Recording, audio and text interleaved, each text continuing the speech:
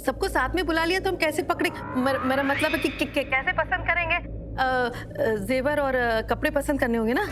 दलजीत जी, आप बिल्कुल टेंशन मत लीजिए। मैंने हर एक डिपार्टमेंट को 2-2 घंटे के गैप में बुलाया है। हाँ हाँ, ये बिल्कुल सही किया आपने।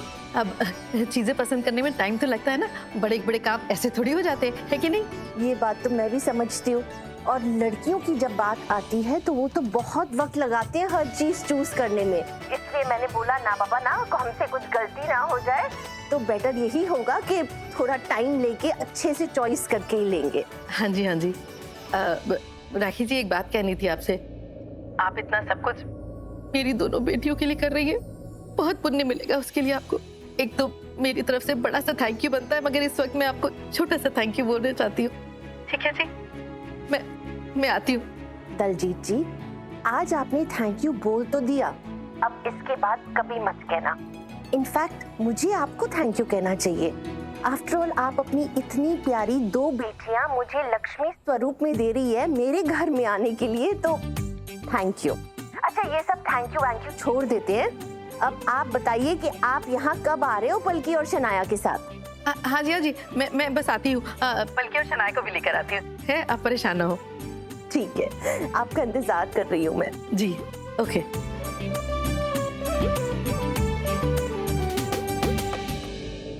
पता है, राखी जी का फोन था। और क्यों बुला रही थी हमें इसलिए बुला रही थी क्योंकि उन्होंने ज्वेलर को बुलाया है, कपड़े वाले को बुलाया है और पंडित जी को भी बुलाया है। सब पसंद करना पड़ेगा। अब हम तो ठहरे समझी, तो जाना तो पड़ेगा ही, है कि नहीं? इनवाइट कर रही थी वो हमें। हाँ, मैं तेरे पास ही बैठी हूँ, मैंने सब सुन लिया। चलो जल्दी से तैयार हो जाओ, जाना नहीं है? ना जी ना, मैंने नहीं जाना। ऐसे कर, तू दोनों कुड़ियों को लेके ना वहाँ चली जा, मैं ना घर में थोड़ा आराम करूंगी। हैं? ठीक है, अब आराम शराम कीजिए। हम पलकी और शनाया चले जाते हैं, देखते हैं राखी जी हमें क्या देती हैं। जेवर एवर गहने वहने, है कि नहीं? मैं पलकी और शनाया को बोल देती हूँ जल्दी तैयार हो जाए। मैनू भी कपड़े बदलने की नहीं। जा पुत्र।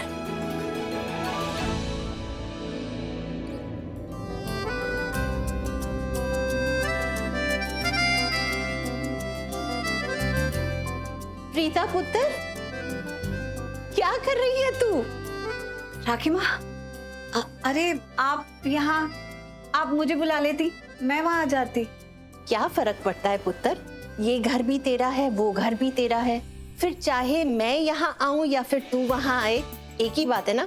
अच्छा सुन, मुद्दे की बात करते हैं। मैं यहाँ आई थी तुझसे ये बोलने कि मैंने पंडित जी से बात कर ली है, पंडित जी आज घर आ रहे हैं। उसके बाद ज्वेलरी वाले को मैंने बुला लिया है, ड्रेस वाले को बुला लिया है, और जो सबसे अच्छी बात मैंने की है ना, 2-2 घंटों के अंतर में सबको बुला लिया है, ताकि एक ही दिन में हम सारे डिसीजंस ले लें कि क्या कपड़े पहनने, क्या ज्वेलरी पहननी है। और सुन, बहुत सारा काम है भाई, बहुत सारा। मुझे तो टेंशन हो रही है कि मैं इतना सारा काम अकेले संभालूं तो संभालूंगी कैसे। मुझे तेरी हेल्प चाहिए। राखी माँ, लेकिन क्या? कुछ भी नहीं, तेरे बिना मैं कुछ कर ही नहीं सकती। तू है ना, मेरी आदत बन गई है, मेरी जरूरत बन गई है। तुझसे इतना प्यार जो करती हूँ पुत्र। राखी माँ, ये तो आपने बहुत बड़ी बात कह दी। वैसे इन सब तैयारियों में आपको मुझसे ज्यादा एक्सपीरियंस और नॉलेज है, मैं क्या हेल्प करूंगी? बहुत सारी हेल्प कर सकती है, और मैंने एक बार जो कह दिया सो कह दिया। राजवीर, अरे मॉम, आप यहाँ क्या कर रही हैं? तू यहाँ क्या कर रहा है? क्या मैं यहाँ पे नहीं हो सकती? नहीं, क्यों नहीं हो सकते। मैं तो बस राजवीर को ये बोलने आया था कि आज ऑफिस आने की जरूरत नहीं है, आज छुट्टी ले ले, क्योंकि शादी की तैयारियां हमने आज से ही शुरू कर दी हैं, तो उसका इन्वॉल्वमेंट तो बहुत जरूरी है ना। शादी तो उसी की है, तो वो इन्वॉल्व नहीं होगा तो फिर कैसे काम चलेगा। बिल्कुल, बस वही बताने आया था। लेकिन अब आप ऑलरेडी यहाँ पर हो, तो मुझे लगता है आपने बता दिया होगा उसको कि आज ना जाए वो ऑफिस, राइट? बताने ही वाली थी, लेकिन मेरी बात अधूरी रह गई। क्यों? क्योंकि तू आ गया ना। मैंने सिर्फ प्रीता को इतना बोला कि मैंने पंडित जी को बुला लिया है, ज्वेलरी वाले को बुला लिया है, ड्रेस वाले को बुला लिया है, और सबको 2-2 घंटे के गैप पे बुलाया है, ताकि सब कुछ एक ही दिन में हम लोग चॉइस कर ले और डिसीजन ले ले कि कौन सी ज्वेलरी पहनेंगे, क्या करेंगे। एंड मैंने प्रीता से ये भी कह लिया है कि उसका आना बहुत जरूरी है। एक बात बताऊं मॉम, हाँ, आपको इतना बिजी और इतना एक्टिव देख कर ना बहुत अच्छा लगा। देखो शादी तो अभी कुछ दिनों में हो ही जाएगी, लेकिन आपने सेलिब्रेशन ना अभी से शुरू कर दी। Of course. मुझे ये देखकर बहुत अच्छा लग रहा है। I am very happy. और सबसे अच्छी बात यह है कि आपने प्रीता में इस सबको इन्वॉल्व कर लिया। और प्रीता प्लीज मॉम की पूरी तरह से हेल्प करना, जो मॉम करे ना वो प्लीज वो करना। सुना? हाँ हाँ बिल्कुल, मैं तो पहले ही राकिबा को कहा कि आप चलिए मैं आती हूँ और जो भी हेल्प की जरूरत होगी तो मैं करूँगी। Thank you Preeta, thank you so much. वैसे राजवीर कहाँ है, दिख नहीं रहा? कहाँ है? राजवीर सो रहा है अभी तक। कल रात को देर से आया था ना, तो शायद नींद नहीं खुली होगी अब तक उसकी। पर कोई बात नहीं, आप यहाँ रुकिए, मैं उसे उठाकर लाती हूँ। एक बात बताऊं मॉम, ऐसा लग रहा है जैसे मेरी पहले वाली जिंदगी मुझे वापस मिल गई है। प्रीता जो मेरी जिंदगी में आ गई। और एक आपने बहुत अच्छा काम किया है कि आपने अपने साथ में ना प्रीता को इन्वॉल्व कर लिया है। वो सारी सेलिब्रेशन में आपके साथ में रहेगी, तो अपने बेटों के साथ रहेगी। और संजोग से ही सही उसके दोनों बेटों की शादी उसके अपने हाथों से होगी। और क्या चाहिए? क्या ये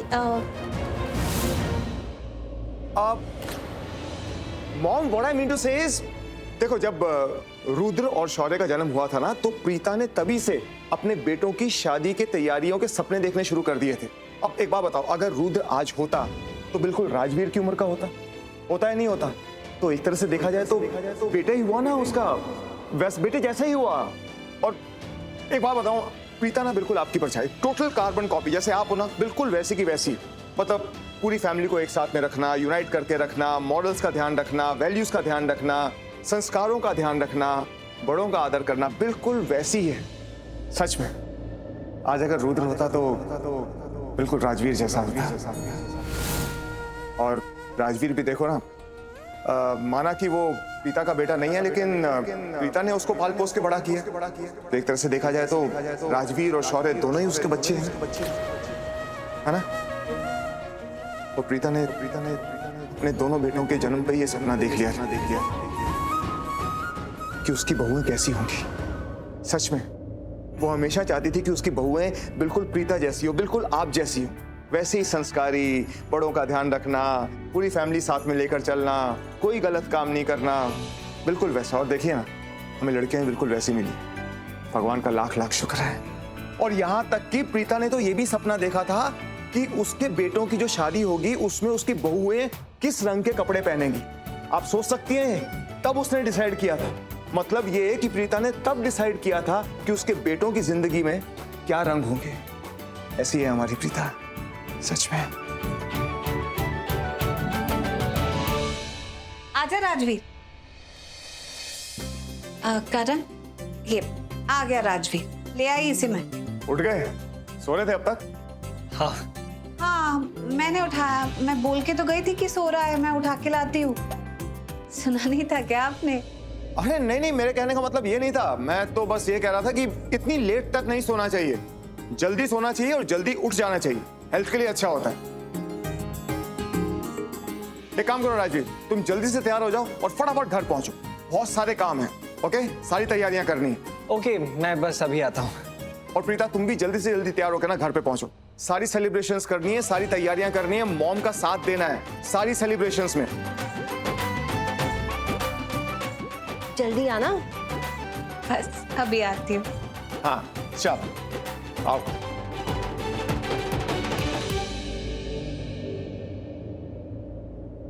इन्हें अचानक से क्या हो गया? ये ऐसी बातें क्यों कर रहे थे? तो गलत क्या कह रहे थे? ठीक ही तो कह रहे थे। जल्दी उठेंगे, फिर इतनी तैयारियां करनी है, सब देखना भी तो है ना। अब शादी करने वाला है, तो शादी की तैयारियां करनी है हमें।